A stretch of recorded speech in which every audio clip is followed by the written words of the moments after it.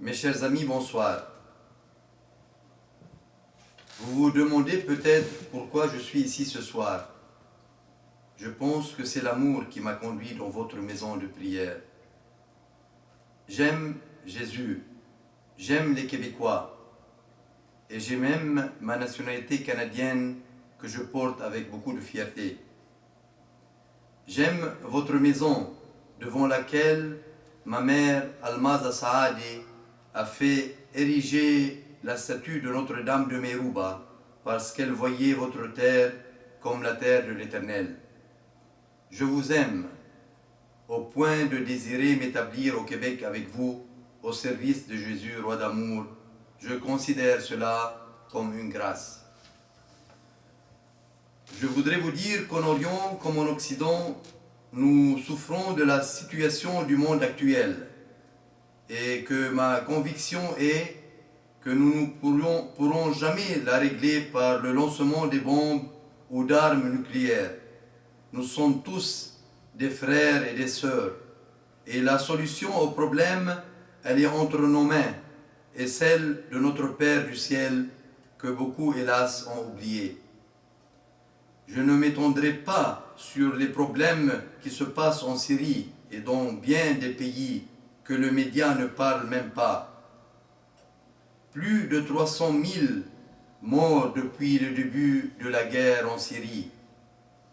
Il me semble que nous sommes rendus à un sommet que nous ne pouvons plus dépasser. Nous-mêmes au Liban, si nous n'avions foi qu'aux prévisions humaines, nous pourrions croire que bientôt les chrétiens auront tous disparu. Qui est responsable de tout cela? Je pense que nous sommes tous responsables. Savez-vous que l'Arabie saoudite, que beaucoup gardent avec crainte et tremblement, était il y a quelques années un petit coin bien humble, bien pauvre. Les Occidentaux ont découvert son pétrole. La soif du pétrole et l'amour de l'argent et du pouvoir sont devenus des dieux qui ont conduit notre monde à la déchéance. Est-ce normal que 5% de la population détiennent 98% de la richesse mondiale? Est-ce normal que des frères meurent de faim tandis que d'autres des milliards? Est-ce normal qu'en France, 200 000 bébés ont été tués par l'avortement cette année? Si Jésus était resté vivant dans nos cœurs et nos familles, nous ne serions pas rendus là. Pourtant, il ne faut pas désespérer. Après la chute d'Adam et Ève, Dieu a promis un sauveur.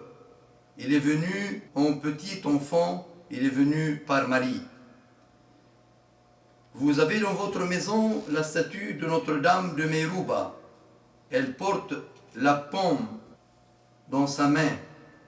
Elle est la nouvelle Ève qui a changé le visage de l'humanité. Si nous croyons Jésus ressuscité, nous devons être des missionnaires de la bonne nouvelle. Et moi, ce soir, j'aurai 4 bonnes nouvelles à vous annoncer. Première bonne nouvelle, on n'a plus raison d'avoir peur.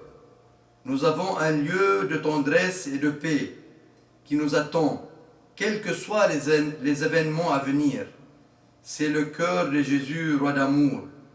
Dans toutes nos détresses, dans toutes nos joies, nous n'avons qu'à le regarder et lui dire « Jésus, roi d'amour, je crois en votre miséricordieuse bonté. » Deuxième bonne nouvelle, Jésus, roi d'amour, aime nos familles.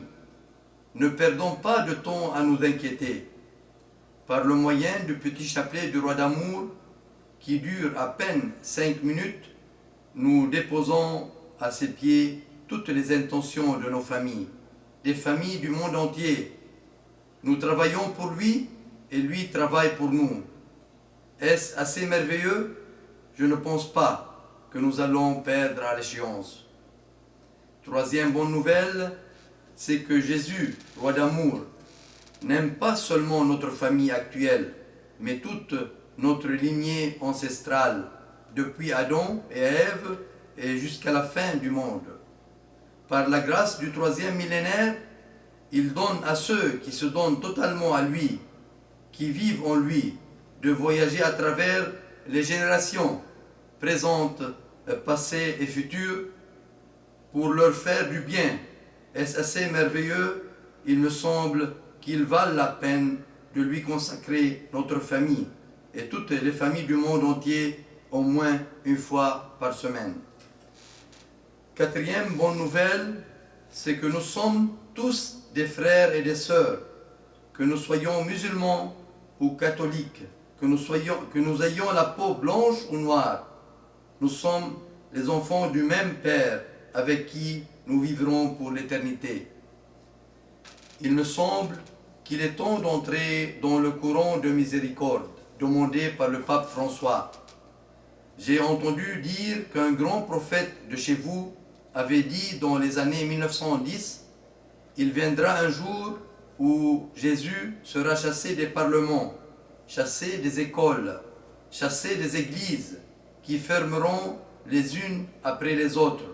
À ce moment, il viendra en petit roi d'amour frapper aux portes de nos maisons pour en faire ses béthanies et préparer son retour glorieux. Combien de sang devrons-nous laisser couler encore?